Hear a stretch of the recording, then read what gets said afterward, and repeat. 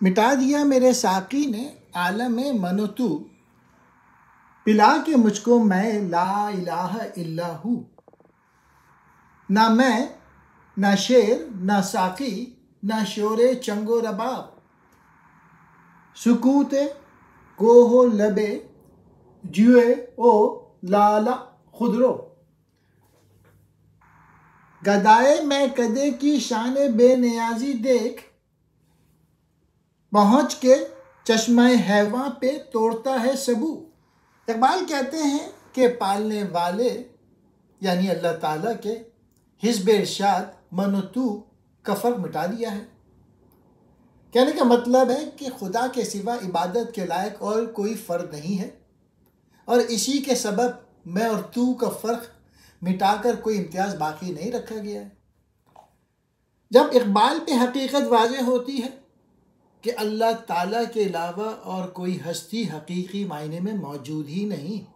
تو یہ عالم من و تو خود بخود مٹ جاتا ہے، کیونکہ جب حقیقی معنی میں نہ میں موجود ہوں نہ تو موجود ہے، صرف اللہ تعالیٰ موجود ہے، تو پھر من و تو کا تصور ہی پیدا نہیں ہو سکتا۔ یہ تصورات تو اس وقت پیدا ہو سکتے ہیں جب انسان اپنے آپ کو اور دوسروں کو موجود یقین کرتا ہے،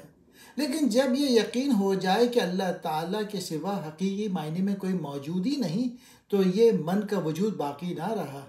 تو یہ وحدت الوجود کا مسلک ہے جو اقبال نے حضرت مجدد الفسانی سے اختیار کیا ہے۔ پھر دوسرے شعر میں کہتے ہیں، نہ مجھے شراب چاہیے، نہ شیر، نہ ساقی کا آرزو مند ہوں، نہ چنگ و رباب کے نغموں کا، مجھے تو پہاڑ کی خاموشی، ندی کا کنارہ اور اس پر خود بخود اگے ہوئے لالے کے پھول چاہیے۔ یہی چیزیں میرے قلب و روح کے لیے سکون کا سما بن سکتی ہیں۔ اس شعر میں اقبال نے اس کیفیت کو بیان کیا ہے جو اس حقیقت سے آگاہ ہونے کے بعد اقبال پہ طاری ہوتی ہے کہ کائنات میں اللہ کے علاوہ اور کوئی ہستی موجود نہیں ہے۔ واضح ہو کہ جب تک انسان یہ سمجھتا ہے کہ کائنات کی اشیاء کا وجود حقیقی ہے تو وہ ان کو لذت و سرور و راحت و تسکین کا ذریعہ سمجھتا ہے اور پھر ان کے حصول کی کوشش کرتا ہے، لیکن جب اسے معلوم ہو جاتا ہے لا موجود الا ہو، کہ جب سالک اس مقام پہ پہنچتا ہے تو اس کو معلوم ہوتا ہے سب کچھ، ساری کائنات خود میرے اندر موجود ہے،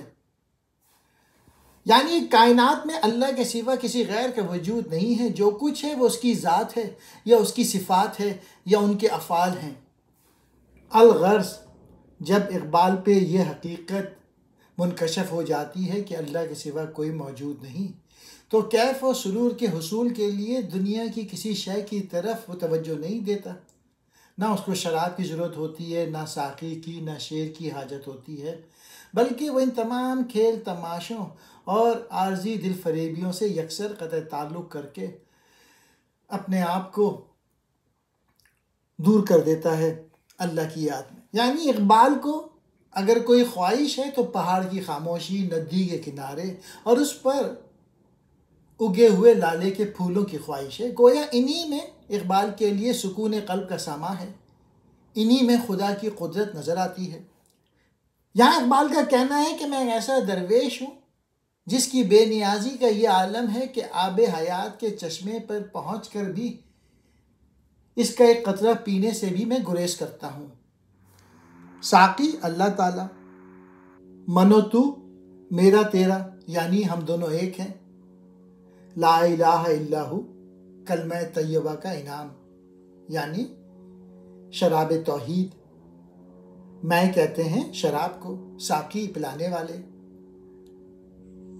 شور چنگ و رباب راگ رنگ کا شور،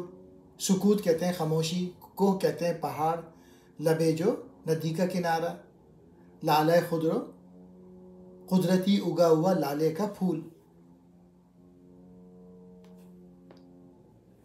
گدائے میں کدا، میں کدے کا فقیر، بے نیازی بے پروائی، چشمہ حیواں دائمی زندگی دینے والا پانی کا چشمہ، سبو کہتے ہیں پیالے کو۔ میرا سبوچہ غنیمت ہے اس زمانے میں کہ خانقاہ میں خالی ہیں صوفیوں کے کدو، میں نو نیاز ہوں، مجھ سے حجاب ہی اولا، کہ دل سے بڑھ کے ہے میری نگاہ بے قابو، اگرچہ بحر کی موجوں میں ہے مقام اس کا، صفائے پاکی طینت سے ہے گوہر کا وضو، جمیل تر ہے گل و لالا فیض سے اس کے، نگاہ شاعر رنگی نوا میں ہے جادو۔ اقبال کہہ رہے ہیں کہ میری شاعری، میری پوئٹری اور میرے شعر سمجھو، کیونکہ یہ غنیمت ہے اس زمانے میں۔ اور جو خانقاہ ہے جہاں آج کل جو صوفی بیٹھے ہوئے ہیں، وہاں تمہیں کچھ نہیں ملے گا۔ اگر تم لوگ میری شاعری سمجھ گئے تو تم کو وہ سب کچھ مل جائے گا جو پہلے صوفی بانٹا کرتے تھے۔ آج کل کے صوفیوں کے پاس کچھ بھی نہیں ہے لوگوں کو دینے کے لیے۔ 5ویں شعر میں کہتے ہیں، میں نیا نیا نیاز مند بنا ہوں، اس لیے محبوب کا مجھ سے پردے میں رہنا ہی بہتر ہے۔ اس کی وجہ یہ ہے کہ میری نگاہ میرے دل سے بھی زیادہ بے قابو ہے، اس پر قابو پانا مشکل ہے۔ نو نیاز سے مراد یہی ہے کہ میرے عشق کا آغاز ہوا ہے، اور اس میں ظاہر ہے بے قراری زیادہ ہوتی ہے شروع میں۔ 6 شعر کا مین میسج یہ ہے کہ جو لوگ نیک اور متقی اور پرہیزگار ہوتے ہیں، وہ بدکاروں اور ناپاک ماحول میں رہ کر بھی اپنی نیکی اور پاکیزگی کو برقرار رکھ سکتے ہیں۔ اگرچہ جو موتی ہے وہ بحر یعنی سمندر کی موجوں میں رہتا ہے اور سمندر کا پانی کھارا ہوتا ہے، لیکن اس کے باوجود وہ بالکل موتی صاف ستھرا رہتا ہے۔ موتی اپنی پاک فطرت کے صاف و شفاف پانی سے وضو کرتا ہے، لہروں میں رہتے ہوئے بھی سیپی کے منہ میں بند ہونے کی باعث موتی لہروں سے بے نیاز ہوتا ہے اور یوں مستقل طور پہ پاکیزہ رہتا ہے۔ اور آخری شعر میں اقبال اپنی تعریف کر رہے ہیں کہ ان کی شاعری میں بہت تاثیر ہے، بہت اثر۔ اقبال کہتے ہیں کہ شاعر کی نگاہ میں ایسا جادو پوشیدہ ہوتا ہے کہ اس کی نگاہ کے فیض سے پھول زیادہ خوبصورت معلوم ہونے لگتے ہیں۔ شاعر کی جو آنکھ ہے عام آدمیوں کی آنکھ سے زیادہ تیز ہوتی ہے، اس لیے